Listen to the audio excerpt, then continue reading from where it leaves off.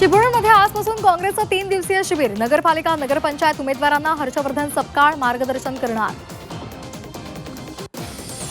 रायगड जिल्हा परिषदेचा तिढा लवकर सुटणार. वरिष्ठ नेते निर्णय घेत आहेत. रायगड सत्ता संघर्षावर प्रवीण दरेकरांचं मोठं विधान. महाराणी तारा राणींच्या समाधीच्या विकासाचं काम रखडलं. 133 कोटी रुपयांच्या कामाला कागदावर मंजुरी. प्रत्यक्ष कामाला सुरुवात कधी होणार? शिवप्रेमींचा सवाल.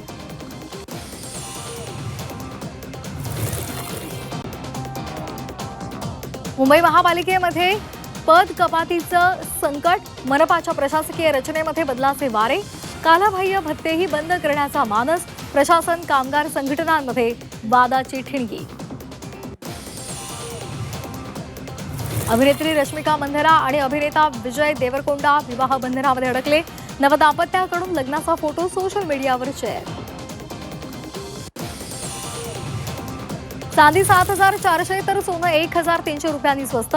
गुंतवणूकदारांच्या नफेखोरीमुळे दरामध्ये घसरण.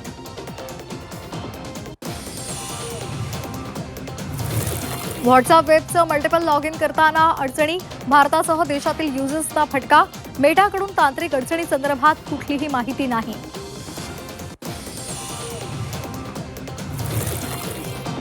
विमान प्रवाशांसाठी डीजीसीएचा मोठा निर्णय. 2 दिवसात तिकीट रद्द किंवा बदल केल्यास कुठलंही शुल्क लागणार नाही. 48 तासांची लुक इन ऑप्शन देणं विमान कंपन्यांना बंधनकारक. नवी मुंबई विमानतळावरून लवकरच आणखी 6 शहरांसाठी विमानसेवा. अहमदाबाद, दीव, राजकोट, गोवा, बेळगाव आणि कोल्हापूर नवी मुंबईशी जोडलं जाणार.